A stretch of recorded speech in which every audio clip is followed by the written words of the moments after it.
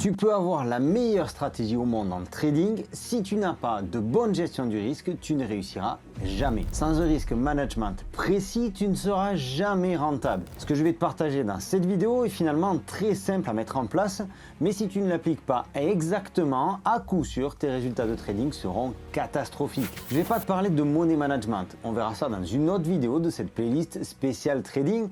D'ailleurs, si tu veux t'abonner, c'est par ici. Sur cette chaîne, on parle crypto et c'est Sylvain pour Objectif Lune. Ce qu'on va voir ensemble, c'est pourquoi il est important de définir un stop loss, c'est-à-dire le moment où tu vas limiter ta perte, et de l'autre côté, on va aussi définir un objectif maximal. Ce que je vais te partager dans cette vidéo va au-delà du simple fait de poser un stop loss et de poser un TP. Dans cette playlist spéciale trading et sur le guide trading que tu trouveras en téléchargement gratuit, tu verras comment fixer tes supports et tes résistances. C'est la base de cette stratégie de risk management. L'objectif de cette vidéo, c'est de te faire comprendre le ratio, le rapport entre un risque minimum pour un gain maximum. Tout ça pour qu'au final tu sois rentable, même si tu rates certains trades. Parce que oui, le 100% de réussite n'existe que dans les belles histoires des influx voleurs. Avant de passer sur le PC et de te montrer exactement comment ça fonctionne, parce que ce sera peut-être plus parlant, il y a tout de même quelques règles à savoir. Tout d'abord, tu l'as compris, on va utiliser l'analyse technique, l'analyse graphique. Le principe étant d'observer le passé pour essayer de prédire l'avenir au mieux. En fonction de comment notre crypto réagit sur tel ou tel prix, on va pouvoir se positionner à l'achat ou à la vente. Un risk management est aussi efficace en spot qu'en futur. Même si je vais te montrer une configuration en short, on verra aussi comment appliquer le risk management en spot, c'est-à-dire en achat de crypto pur. Et un dernier point très important, c'est qu'une fois que tu as déterminé ton stop loss et ton TP, ton take profit, là où tu vas fermer ta position et encaisser tes gains, si ton ratio risque n'est pas bon, et j'insiste vraiment, s'il n'est pas bon, ne rentre pas. L'outil que je vais te partager est hyper objectif. Si tu fais tout ce travail, tu dois absolument le respecter, sinon franchement ça sert absolument à rien. Le contenu de cette vidéo ne constitue pas un conseil financier. Ce que je vais te partager aujourd'hui sont des outils de trading, à toi ensuite de les adapter à ton style de trading, à ta façon de prendre des positions. N'oublie pas également que le money management est extrêmement important. On se retrouve sur le PC. Tu le sais certainement si tu me suis depuis quelques temps, j'utilise BitGet pour tous mes tradings. Je te laisserai également un lien en description de la vidéo. Et j'utilise également donc BitGet pour toutes mes analyses graphiques. De ton côté, tu peux utiliser TradingView, tu trouveras un tuto sur cette chaîne. Bref, l'essentiel c'est de savoir un petit peu à quel endroit on va mettre nos supports et nos résistances. Je vais commencer par un exemple simple. J'ai pris le Kaspa qui aujourd'hui se trouve plus ou moins sur une zone de support. On peut le voir ici, une zone de support sur les 0,12 $. On en voit une seconde ici sur les 0,098. Alors on peut peut-être plutôt dire les 0,10, ce qui est aussi un support psychologique.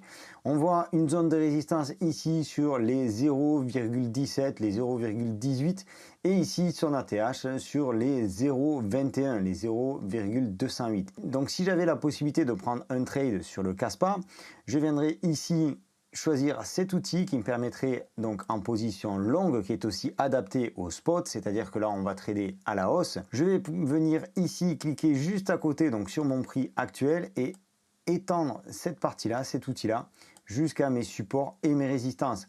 Donc ici, si le trade part dans le bon sens, c'est-à-dire vers le haut, puisqu'on est en spot, je vais avoir un gain potentiel de 38%.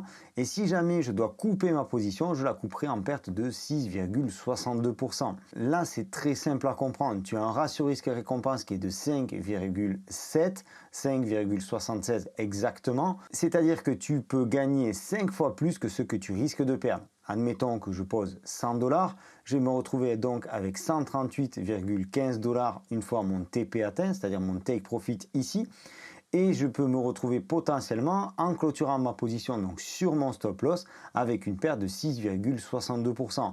C'est-à-dire que mes 100 $ deviendraient quelque chose comme 93,4 $ à peu près. Ce qu'il est important de comprendre avec le ratio risque à ce niveau-là sur cet exemple, c'est que je vais gagner potentiellement 5 fois plus que ce que je vais perdre. On part tout de même du constat, comme je te le disais, que tous nos trades ne sont pas gagnants.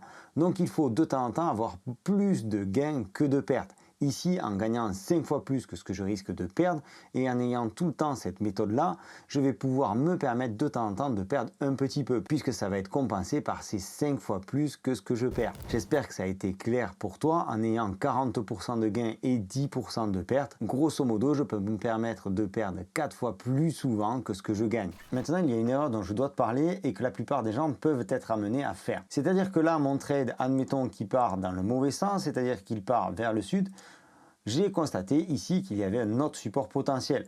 Donc je peux tout à fait me dire que je vais déplacer mon stop loss et le mettre ici. Et là, mon ratio risque-récompense passe sous les 2, c'est-à-dire que j'ai 1,76 pour cet exemple-là. On considère qu'en dessous d'un ratio risque-récompense de 3, il ne faut absolument pas prendre ce trade-là. Donc soit j'accepte de perdre ici en mettant mon stop loss sous les 0,12 et de prendre ma perte, soit je ne prends pas le trade, mais il ne faut absolument jamais déplacer son stop loss. Alors je vais tout de même modérer mes propos à ce niveau-là, parce que ton stop loss, tu pourras le déplacer, mais à la hausse, le faire venir vers ton point d'entrée, ce qui te permettrait d'assurer à minima ta mise de départ. Là, tu le comprends assez facilement. Si ton trade part vers le haut, donc comme ceci, ou en ayant peut-être fait un petit rebond et en partant comme ça, tu peux tout à fait prendre ton stop loss et le mettre ici, sur ton point d'entrée.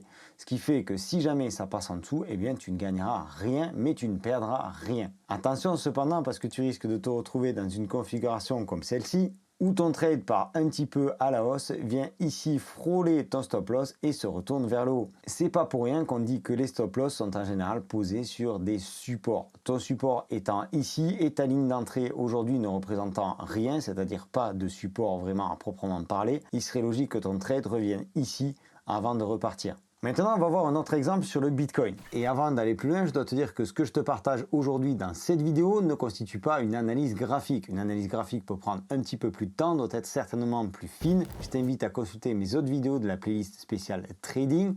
Ce que je te montre là est purement à but éducatif pour le contenu de cette vidéo-là. Ne va pas appliquer ce que je te partage là demain quand tu regarderas cette vidéo et que le Bitcoin aura certainement évolué ou que peut-être l'analyse graphique aura changé. Donc on se retrouve avec un Bitcoin qui évolue dans un biseau depuis quelques temps, qui tente à l'avoir cassé vers le haut ici et qui finalement l'a réintégré.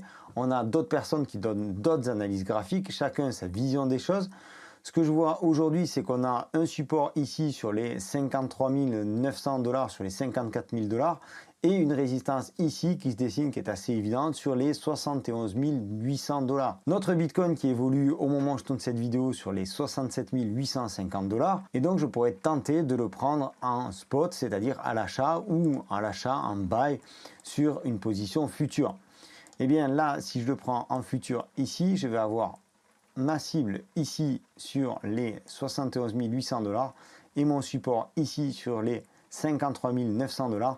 Tu vois bien que mon ratio risque et récompense est à 0,3, il est complètement totalement éclaté. Donc c'est un trade que je ne prendrai pas en long. En revanche, c'est peut-être un trade que l'on peut prendre en short, donc en futur. Et pour ça, on va étudier le ratio risque récompense ici en position short. Donc je reprends ici mon prix actuel. Je descends sur mon support à 53 900, je laisse ici mon stop loss donc à 71 800, c'est-à-dire que ma position short sera stoppée, sera coupée si on dépasse les 71 800 $. Ici, j'ai un ratio risque récompense de 3,45, ce qui est dans le minimum acceptable. Je peux donc prendre une position en short et avoir 3 fois plus de gains que de risques. Pour revenir sur l'exemple du Caspar, en posant 100 $ ici, si mon trade réussit, j'aurai 120 $. Et si mon trade échoue, j'aurai une perte de 6%, donc il me restera 94 $. Ce qu'il te faut comprendre, c'est que le ratio risque, il te faut le voir dans sa globalité et non pas sur un seul trade en fait. Tes trades perdants devront être couverts par tes trades gagnants. Donc c'est pour ça que je te conseille d'avoir un ratio risque qui soit minimum entre 3 et 5. Comme je te le disais, légèrement au-dessus, ça passe. Mais beaucoup trop au-dessus, c'est quelque peu utopique. Et donc quand tu pars avec 100 $ comme on l'a vu sur le Caspar et que tu vas chercher les 30 ou 40% de gains, ça va te permettre de couvrir d'éventuelles pertes de 10% plusieurs fois.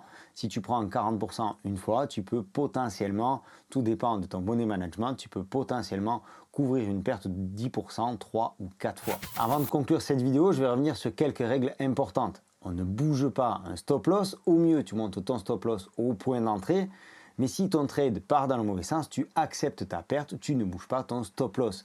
De même qu'on ne bouge pas son TP. Avec de l'expérience, tu pourras coupler cette méthode avec un money management efficace, totalement précis, mais au départ, le temps de bien tout maîtriser, je te conseille de rester simple et d'utiliser et de respecter tes supports et tes résistances. On rentre sur un ratio risque compris entre 3 et 5 et surtout, on pose parfaitement ses résistances et ses supports. C'est une chose qui peut paraître relativement simple en trading et qui est pourtant essentielle. Les supports et les résistances, je t'en ai parlé dans cette vidéo. Elle fait aussi partie de la playlist spéciale trading. J'espère que cette vidéo aujourd'hui sur le ratio risque t'aura apporté de nouveaux éléments afin que tu perfectionnes ton trading. Si c'est le cas, je t'invite à me mettre un commentaire. Je te souhaite une excellente continuation. Je te donne rendez-vous dans une prochaine vidéo. D'ici là, prends soin de toi et de tes cryptos. Ciao!